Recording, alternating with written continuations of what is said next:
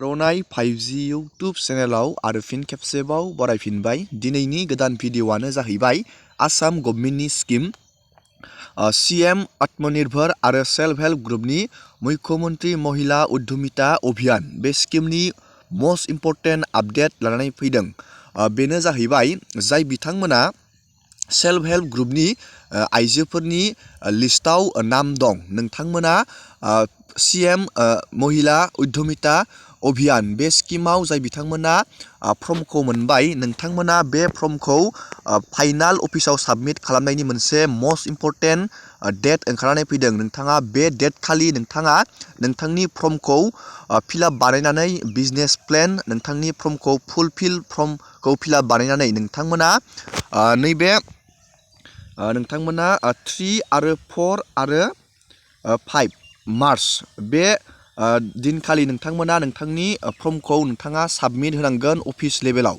बे मोनसे आपडेट ओंखारनानै फैदों। जाय बिथांमोना सेल्फ हेल्प ग्रुपनि जयेन आइजो, नोंथांमोना जुदि बे मुख्यमन्त्री महिला उद्यमिता अभियान स्किमनि फर्मखौ मोनबायबा, नोंथांमोना बेखौ फिलआप बानायनानै नोंथांमोना नैबे 3, 4, 5 मार्च खालि नोंथांमोना बे फर्मखौ नोंथाङा अफिस लेभेलाव साबमिट होनो मोनसे डेट ओंखारनानै फैदों। Important update.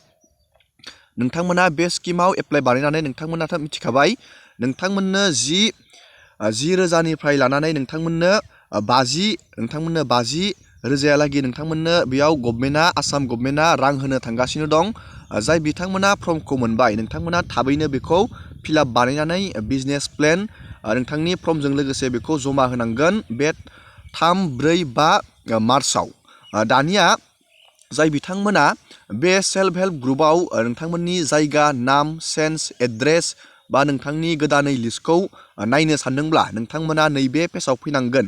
जाय बिथांमोना सेल्फ हेल्प ग्रुपआव गोदानै नाम सोसनदों, नाम सोलायदों, बेनि लिस्टखौ बहननानै होबाय।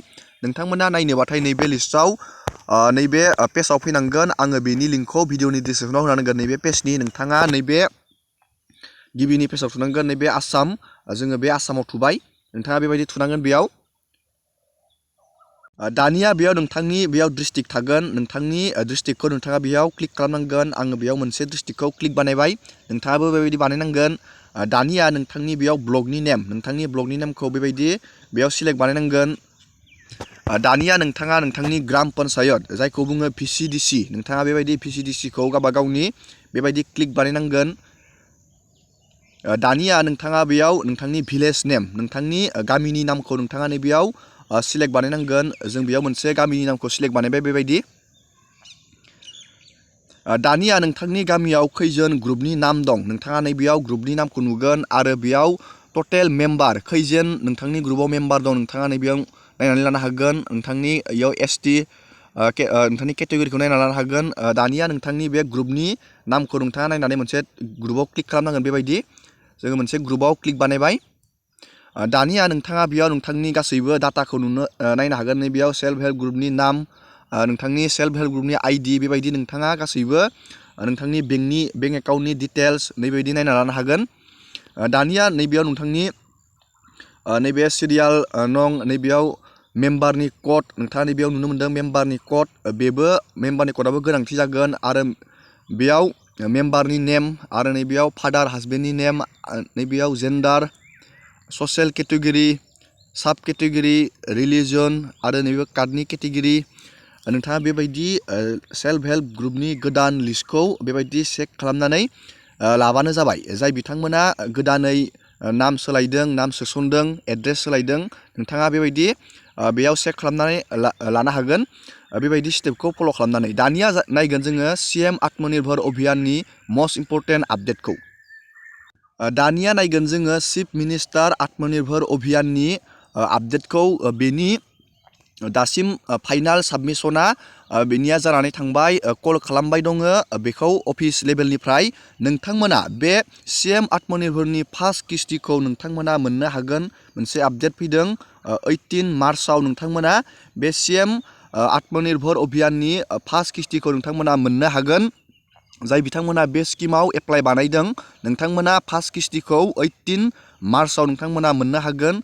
दासिम बेयाव 2 लाखनि सायाव रेजिस्ट्रेसन खालामदोंमोन, नाथाय नैबेयाव टटेल बेयाव एप्लिकेन्ट टटेल साबमिट जाबाय नैबेयाव 1,04,091 बेखिनि मानसियाल' टटेल बेयाव साबमिट खालामदों।